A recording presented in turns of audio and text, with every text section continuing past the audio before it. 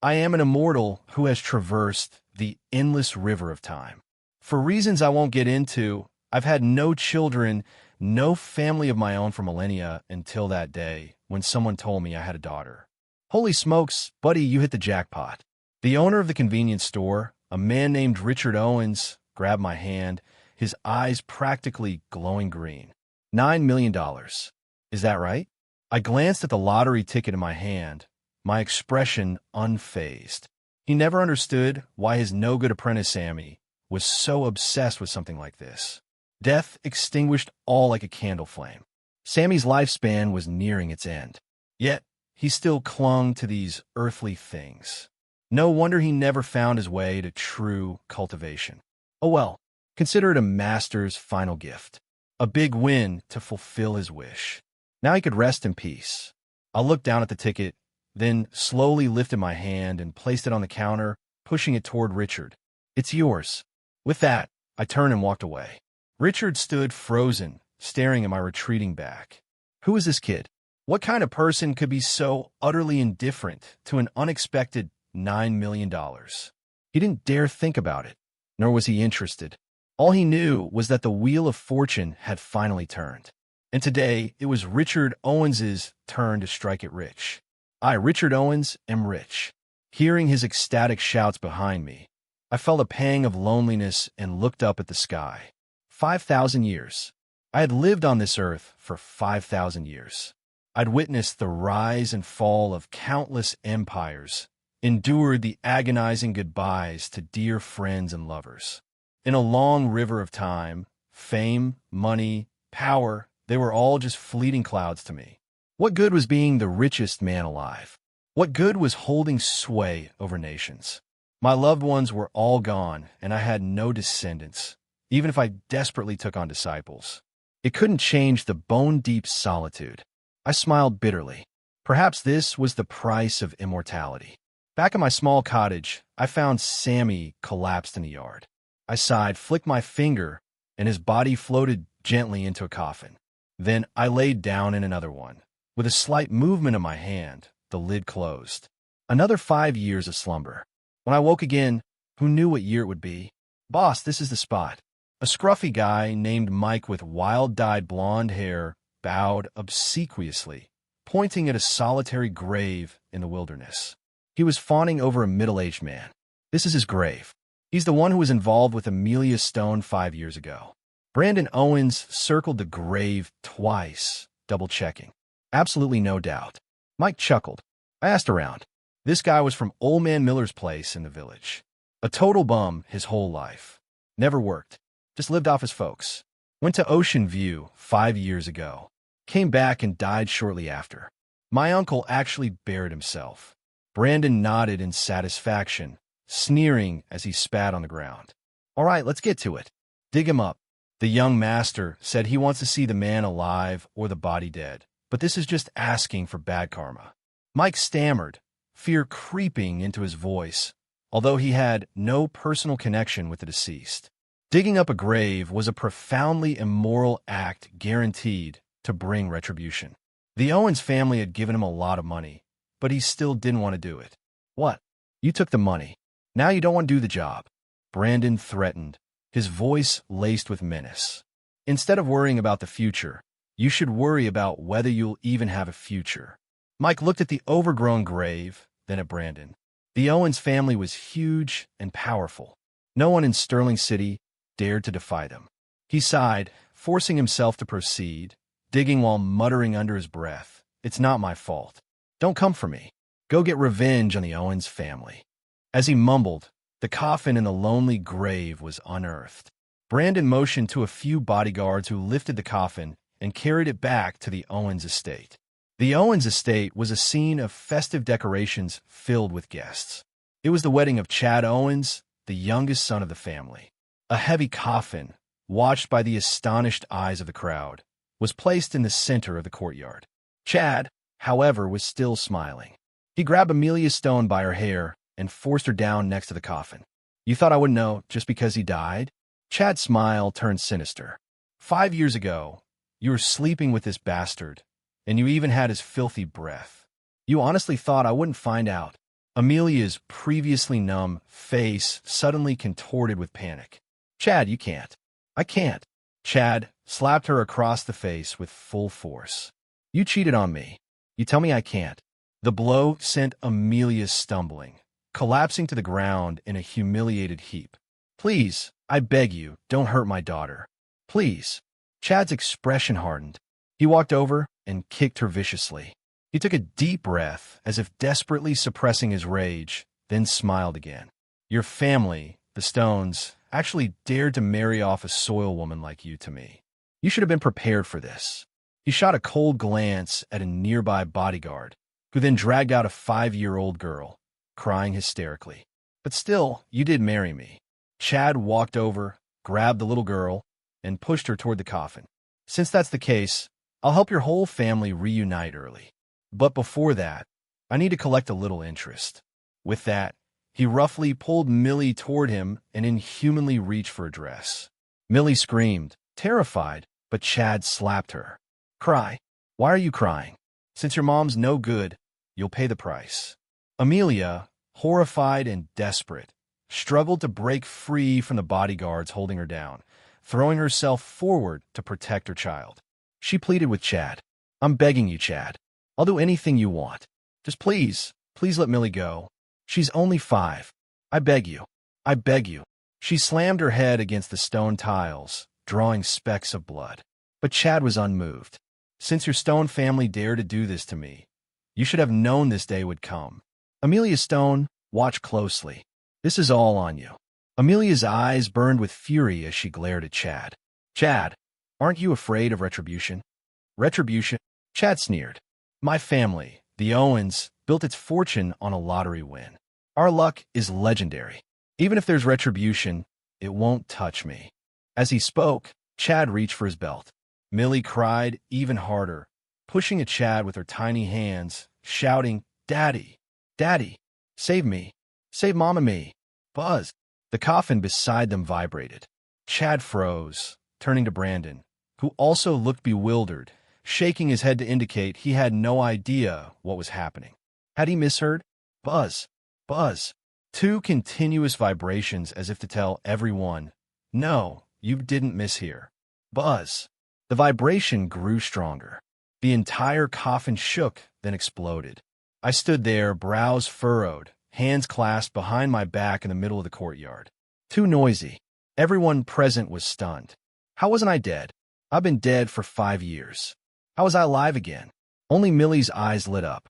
Her mom had shown her pictures of her daddy. This was Daddy. Daddy. Millie cried out excitedly, tears still streaming down her face, urgently calling, Daddy, save me. Save Mom. A strange surge of emotion, a feeling I hadn't felt in millennia, made me frown. I stepped forward, kicked Chad aside, and picked up Millie. What did you call me, Daddy? Her small, rosy lips, her adorable porcelain doll face. Her voice held a hint of nervousness, but no fear. She stared up at me with wide, curious eyes. It was a strange feeling, as if the solitude that had been etched into my bones for thousands of years had been shattered by this little girl. By pure instinct, I knew she was my child. My daughter with my blood, my genes. I wasn't alone anymore. The sheer joy of it made me, who hadn't genuinely smiled in millennia, laugh from the bottom of my heart for the very first time. Damn it, he was playing dead. Chad regained his senses, scrambling to his feet. Enraged, he pointed at me. All right, you want to die, huh? I'll make sure of it. Brandon. At his command, Brandon snapped to attention, gesturing to the surrounding bodyguards to charge. But the scene they just witnessed had been too shocking. The men hesitated, no one daring to advance. Damn it, idiots. A bunch of worthless idiots. Chad stomped his foot in frustration. All of you get him. 50 grand for each leg. Go. Heavy rewards make brave men. At that, the bodyguards exchanged glances and then swarmed me, closing in. Ethan, watch out. Amelia's face went white with terror. She threw herself forward desperately, but Chad yanked her back. You dirty, still playing the devoted wife for me. Fine, then I'll show you how I'll kill and your bastard. Boom. I merely waved my hand. The burly bodyguards, a dozen of them, were sent flying over 20 feet, crashing into the courtyard wall like sacks of potatoes before collapsing to the ground. Everyone present was stunned. The curious guests scattered in a panic, leaving the vast courtyard empty, save for Brandon, now a mere bystander. There. I awkwardly stroked Millie's head. Millie smiled, wrapping her arms around my neck. Daddy, save Mom. Carrying Millie in one arm, I walked to Amelia. I gently took her hand, a mix of emotions churning within me. A drunken indulgence 5 years ago. I'd left her a sum of money, but I never imagined she'd gotten pregnant with my child. For 5 years, she'd raised our flesh and blood alone, enduring the gossip and judgment. A fragile woman. She must have suffered so much. Thank you. Thank you for giving me such a wonderful daughter. I'm sorry for everything. Amelia stared at me, at this man with serene features. She remembered that night 5 years ago, feeling a mix of resentment and helplessness. He was still the same as he'd been then, his expression calm, his eyes betraying no strong emotions. Yet, she still loved him. It had been love at first sight. That's why when she learned her family was forcing her to marry Chad, she disappeared without a word, not wanting to put me in danger. But she hadn't expected that. After all this, even by faking my death, I still couldn't escape. Ethan, be careful, Amelia whispered. Don't worry. I'm back now. I'll handle everything.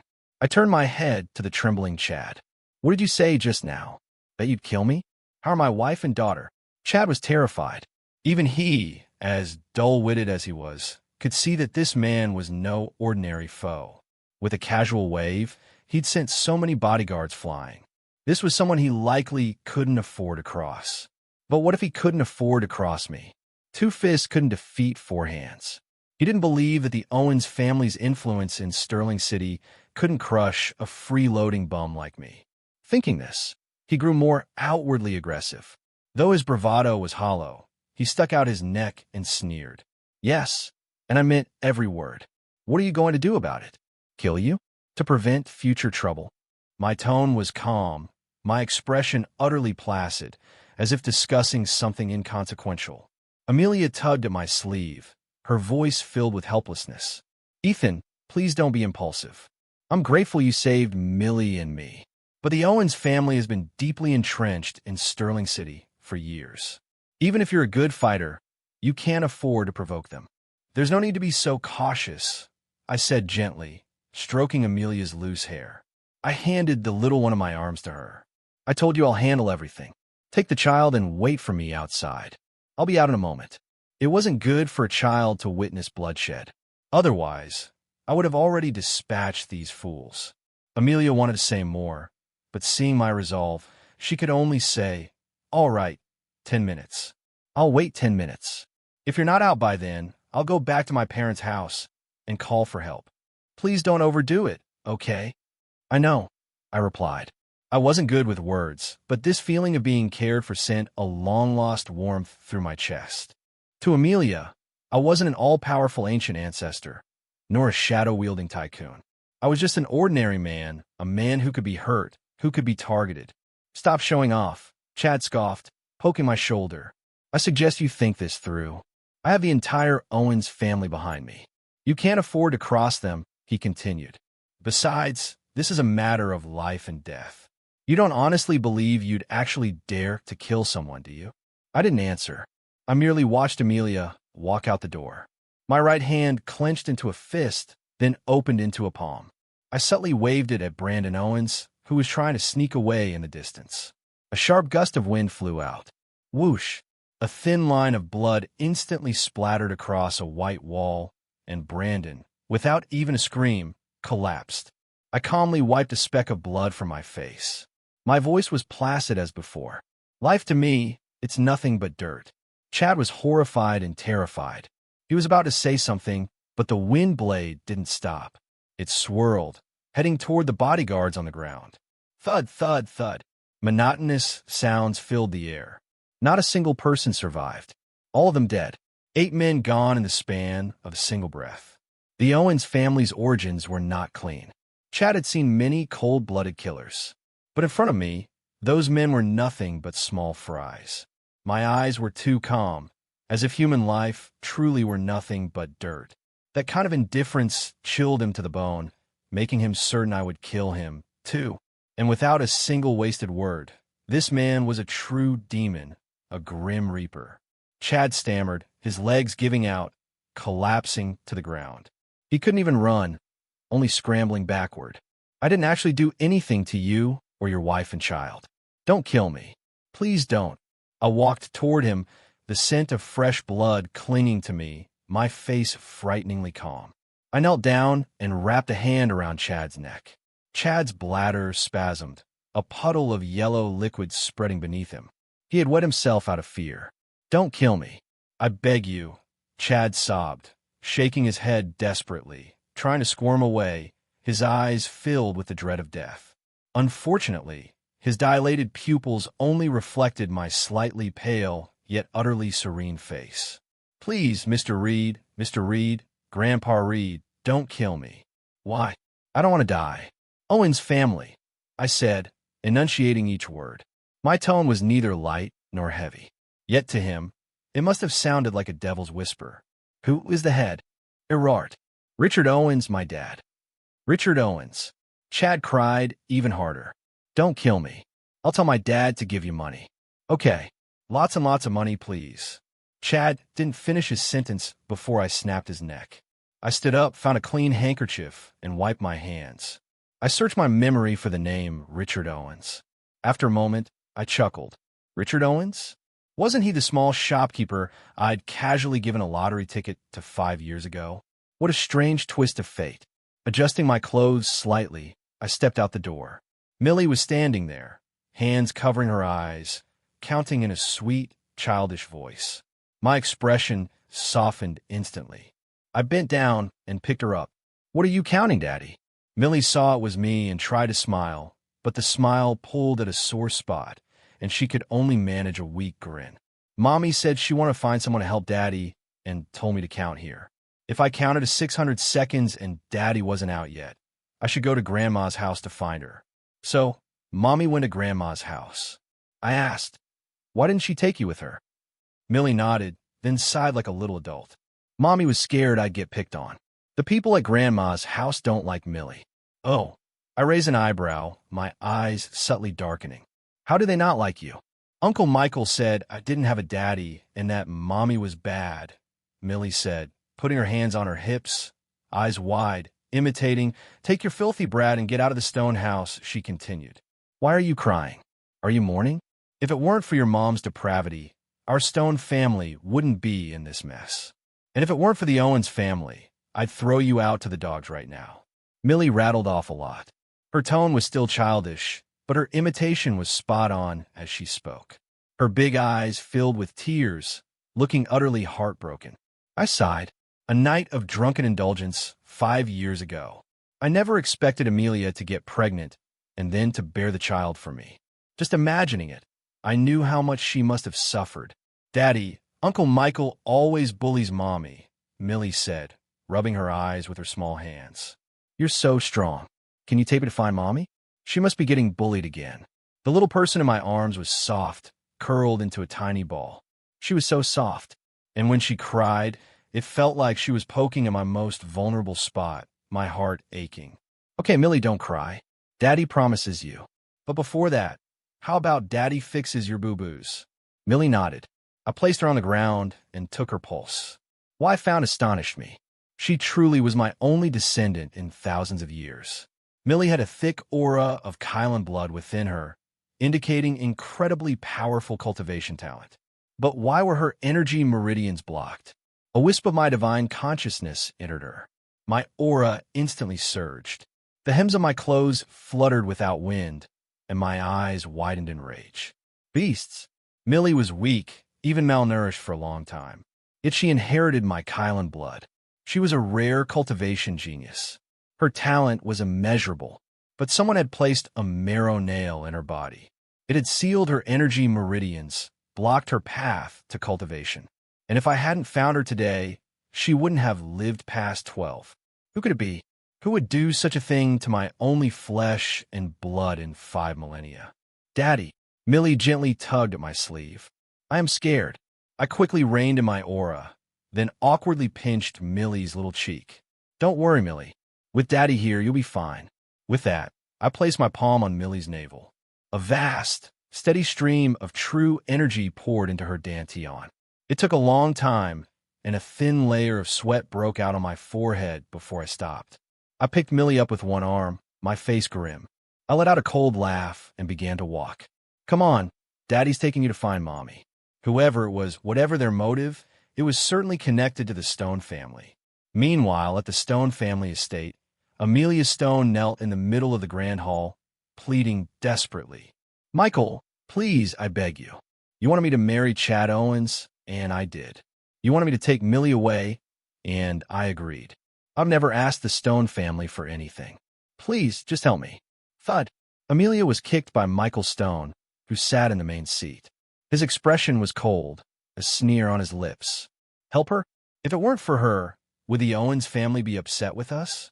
Now that the Owens finally caught her and that little bastard, I just wish they wouldn't drag the Stone family down with them. Michael, Millie is my daughter, and Ethan. Amelia paused, her expression complex, then continued. He is, after all, the father of my child. Save him.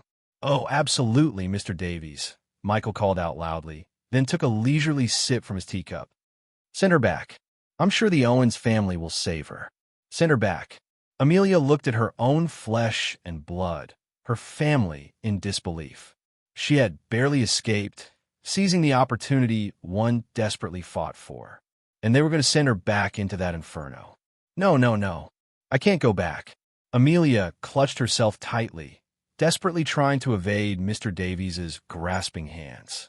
If I go back, Chad will... He'll kill me. Kill Millie and me. She suddenly threw herself forward, grabbing Michael's pant leg. Michael, I beg you, please, please. My life doesn't matter, but Millie, she's only 5. Tiffany, Amelia's sister, had been sitting nearby painting her nails. Hearing this, she snickered. You managed to raise a bastard for 5 years, and now you come back begging the Stone family. What's the point? She added, Brother, I think you should stop wasting your breath. Just have Mr. Davies strip her and send her back. Chad might even be happy and give us a bonus. Tiffany's eyes lit up with excitement. Besides, I've wanted that limited edition purse for ages. You can finally buy it for me. No, no, no, you can't send me back. Slap. Mr. Davy slapped Amelia hard across the face. Miss Amelia, I advise you to stop making a fuss. Come back with me quietly. Otherwise, if young Master Michael gets angry, it won't just be a slap. Rip. The sound of tearing fabric echoed in full view of everyone. Amelia's outer garment was torn away, exposing a large expanse of her pale skin. Tiffany looked at Amelia with disgust. What are you shouting about? Your body. Strange men can see it, can touch it, but your own family can't look. Besides, you obviously want a man anyway. What's the difference between Chad and anyone else? Why are you so hung up on that worthless bum? You're so pathetic. Mr. Davies dragged Amelia toward the door. Just as they reached the courtyard, a knock sounded, Mommy, Mommy. It was Millie. Amelia struggled, shouting desperately, Millie, run, run away. Seeing this, Mr. Davies quickly covered Amelia's mouth, then knocked her unconscious with a slap. He reached for the door. The moment it opened a crack, he was hit by a powerful kick to the chest, sending him flying backward like a broken sack. I stood there, Millie perched on my shoulders, my face grim as I surveyed everyone present. Not a single person dared to speak. I walked to Amelia, seeing her covered in injuries, her clothes partially torn. I gently set Millie down. I took off my jacket and draped it over Amelia, murmuring, I'm sorry. I promised you wouldn't suffer, and you've been hurt again. Don't be afraid. I'm here. I've come. Standing tall again, I met Michael Stone's gaze from the main seat, my eyes blazing with fury. The Stone family. Very well. Since you no longer want this family, I'll grant your wish. Michael's heart pounded, but upon seeing who it was, his confidence returned. He'd already sent people to investigate. This guy spent every day cooped up in a rundown part of town, freeloading, never leaving a house. He heard he wasn't even healthy, always relying on his grandfather to buy him medicine. How dared this sick, worthless bum cause trouble on the Stone family's turf? Michael shot up from his chair. You have a lot of nerve. We haven't even come looking for you, and you dare show up here. I think he came at the perfect time, Tiffany sneered, turning her head. Just have Mr. Davies send him to the Owens family, too. Who knows? Chad might be pleased, and our family business might even be saved. At that, Michael's eyes lit up. He quickly called out, Mr. Davies, quick, grab him, tie him up, and take him to the Owens family. Mr. Davies, climbing to his feet, looked at me with clear trepidation. He nodded and called to a few Stone family bodyguards. You with me? The group advanced toward me. Millie hid behind me, whispering, Daddy, let's take Mommy and leave quickly. Millie was scared. Scared? I acted as if I didn't even see the approaching man, asking with a faint smile in my eyes. Scared of what? Uncle Michael has a really big dog. It bites people. Maybe we should just go. My fists clenched. I turned to Michael Stone, sitting in the main seat. This animal dared to set dogs on my daughter. My gaze was no different from a demon from hell, terrifying Michael, who quickly averted his eyes, unable to meet mine. Millie, don't be scared. How about Daddy plays a game with you? My voice softened again as I picked her up. What game? Red light, green light. But will Uncle Michael play with me? Millie looked at me curiously, still a little timid. My eyes deepened. He will, idiot. You have time to show off at a time like this, Tiffany sneered. Looks like he's not just a bum and a sicko, but he's also lost his mind. Mr. Davies, what are you waiting for? Michael urged, get him. Don't hold back on a little guy either. If he dies, just blame it on the Owens family. I let out a cold laugh, patted Millie's head, and knelt down, pulling her into my embrace, shielding her view. Millie, be a good girl and count. Count to 10. Millie, nestled in my arms, began counting in her sweet voice. 10. Stupid. A bodyguard attacked from my left. I joined 2 fingers, and with a flick of my wrist, a fine, almost invisible silver needle shot out. The bodyguard instantly fell backward onto the ground. Without even a struggle, blood flowed from his orifices, and he was dead. Watch out. Retreat. But it was too late. The silver needles rained down on the others like a waterfall. In moments, the bodyguards dropped one after another. 9.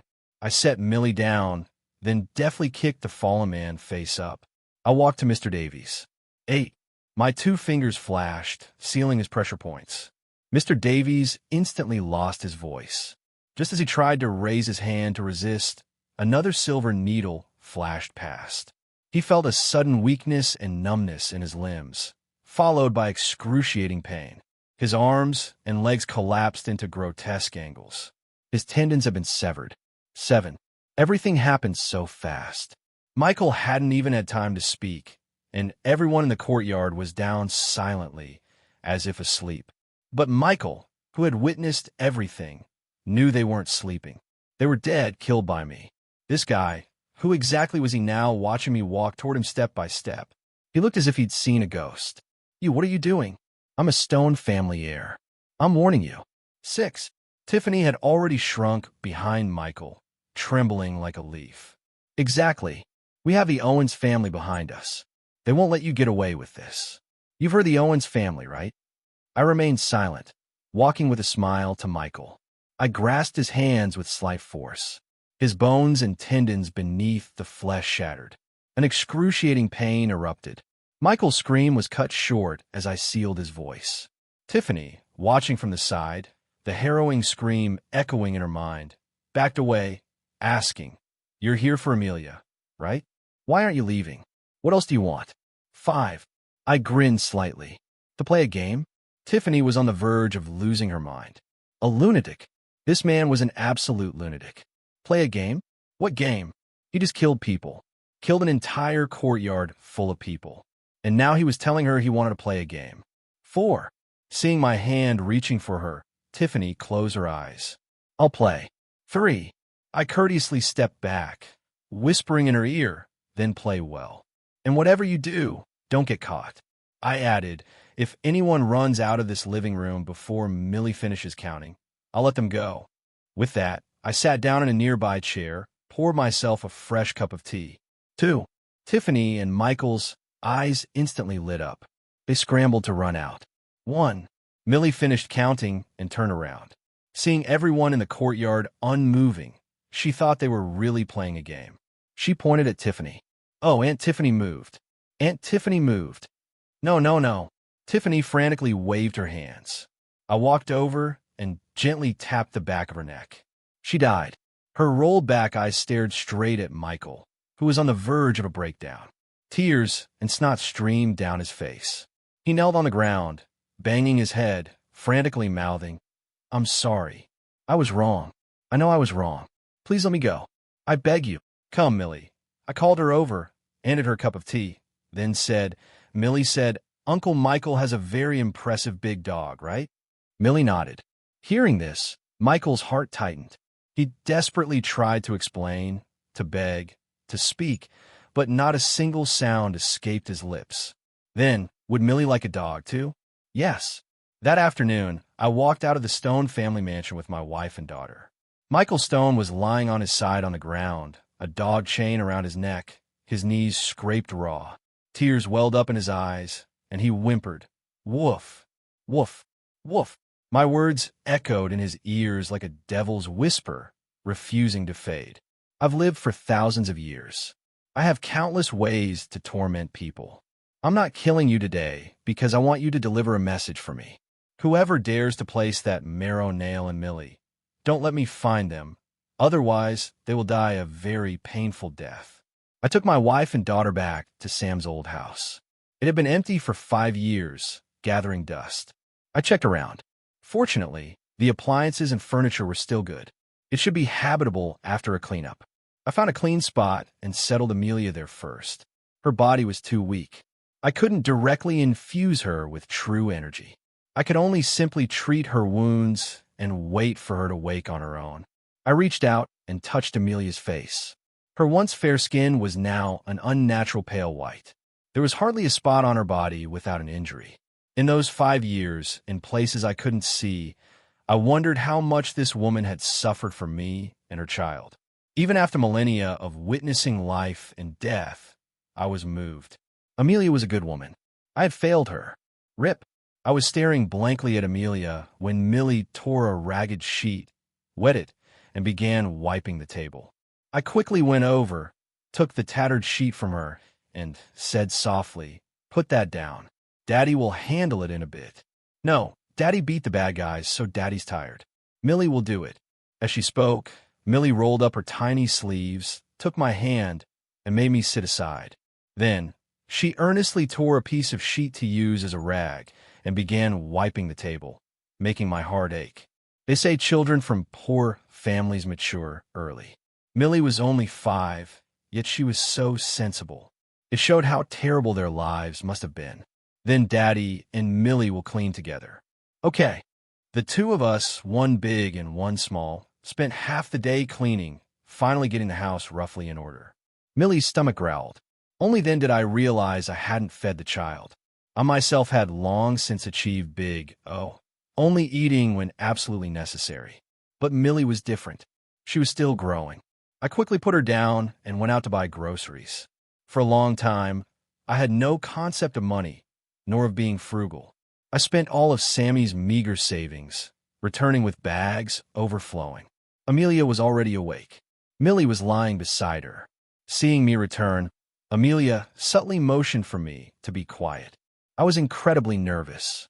I even used my light steps, fearing I'd wake the child, tiptoeing like a thief into the room. After setting down the groceries, I approached. Millie's face was flushed pink, sleeping soundly. I glanced softly at Millie. Then Amelia and I looked at each other over the child.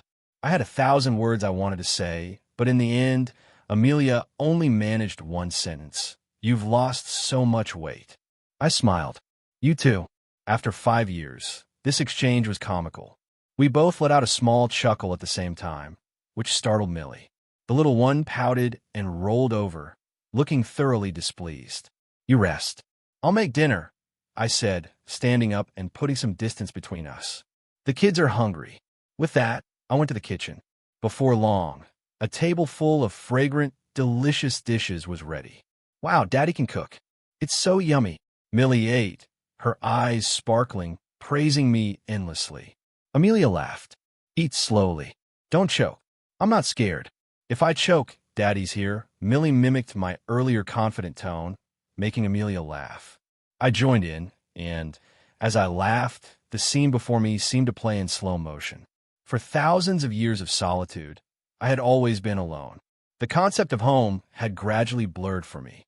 But this warm scene before me gave the word home a tangible image in my heart. So this was what a home felt like. That night, after putting Millie to sleep, Amelia pulled me to the living room. She had 1,000 questions. 5 years ago, she'd met me during a student trip to Ocean View. From then until her sudden departure, it had only been a few short months.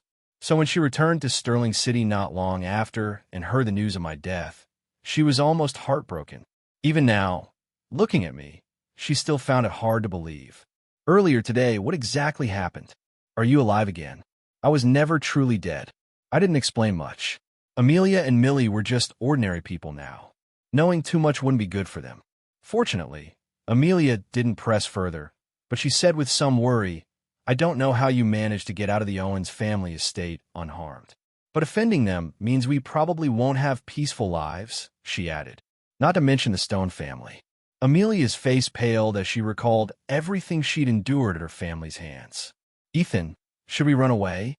I found it a little amusing. Run where? To Ocean View or somewhere else. She continued, I don't ask for wealth or for you to achieve great things. I just want our family to be safe and sound.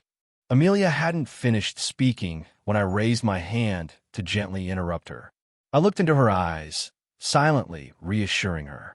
After a moment, I said, we haven't done anything wrong. Why run? Don't worry, I'm here. Amelia didn't entirely believe me, but my tone was so resolute that she could only nod. Seeing this, I smiled, took out a small porcelain bottle, and handed it to her. Take this medicine and get some rest early. Amelia, without suspicion, took the medicine and soon fell asleep. I looked at the two of them, one large, one small, lying on the bed. My gaze lingered on the fine beads of sweat on Millie's forehead, and I frowned slightly. 5 years ago, during my seclusion, I had used Sam's hand to disperse all my wealth. I thought money was merely an external thing, and being without it would make me feel lighter.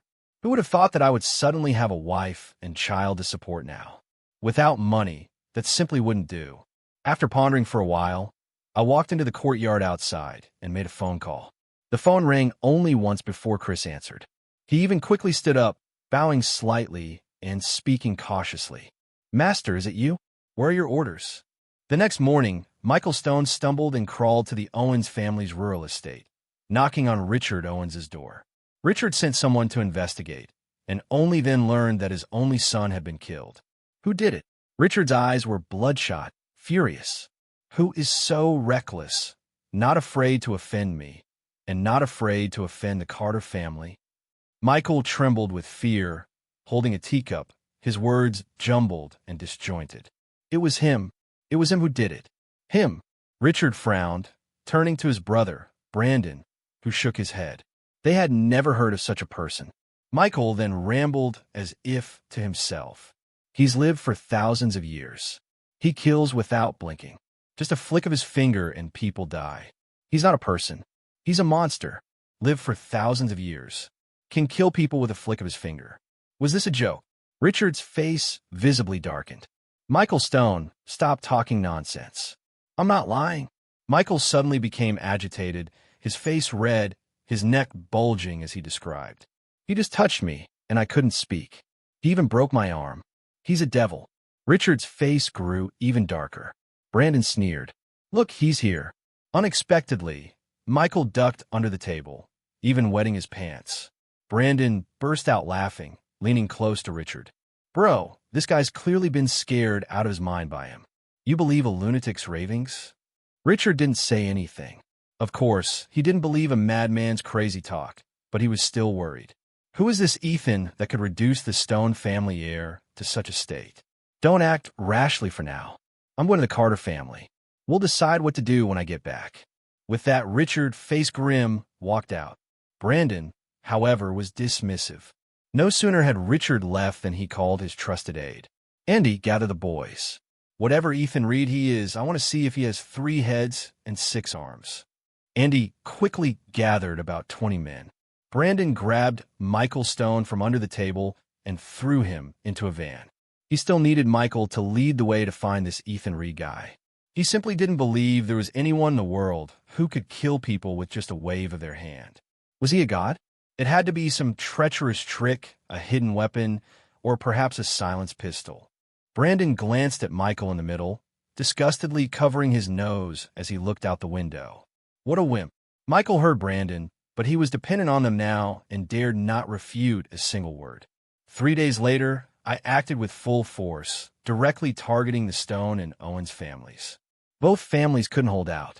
With the death of Michael Stone, his network of connections was completely dismantled. The Owens properties and Amelia's jewelry store would all come under investigation. They had no choice but to flee. The remaining members were all taken into police custody. They would be sentenced according to the varying degrees of their crimes. I walked into the Carter estate. Mr. Carter, Chris, and other members of the Carter family, Mr. Sullivan, Sarah Sullivan, and other representatives of the Sullivan family, David Shunn, and others stood at the entrance. As they saw me enter, they all knelt. Master, Grandmaster, Ancestor, Great Ancestor, and many other titles followed. Amelia, standing at the back, watched all this with a mixture of surprise and joy. Joy because I was safe and sound, and because I had successfully rescued her father, and surprise because she couldn't understand why these first-tier families in Sterling City, and even the 4 major families of the state capital, whom she could barely get an audience with on a normal day, would kneel before me. I met Amelia and Millie's gazes from the back, smiling as I walked toward them. What was going on? Amelia looked at the people kneeling before me. Any one of them, if they stomped their foot, could make Sterling City or even the state capital tremble. Yet, they were kneeling to a man from a rural cottage, I said with a mischievous smile. Maybe they've mistaken me for someone else. Amelia playfully slapped my arm, displeased. You're still trying to trick me. Tell me the truth. Only then, reluctantly, did I reveal my true identity, especially when Amelia learned I was an immortal. The surprised expression on her face never diminished. I put my arm around Amelia's shoulder, facing the kneeling crowd, and announced, "Tomorrow will be Amelia and my wedding." Everyone looked up, applauding and offering their congratulations.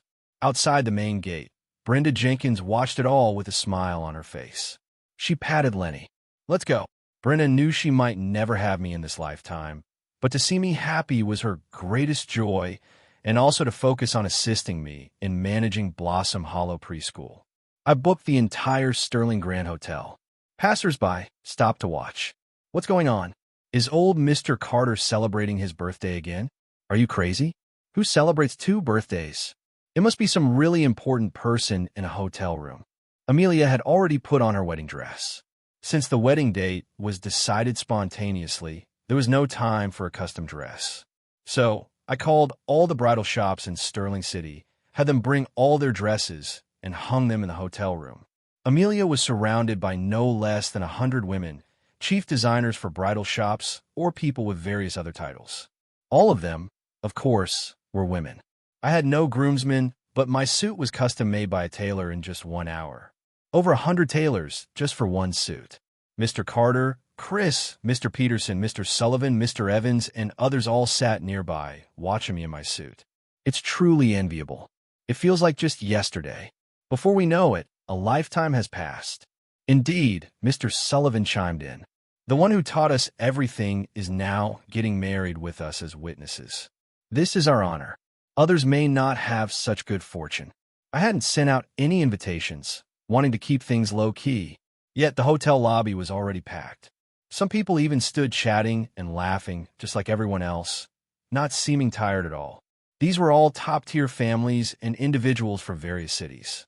Each family had only sent 1 or 2 representatives, yet they still filled the Sterling Grand Hotel lobby to capacity, leaving only the central stage clear.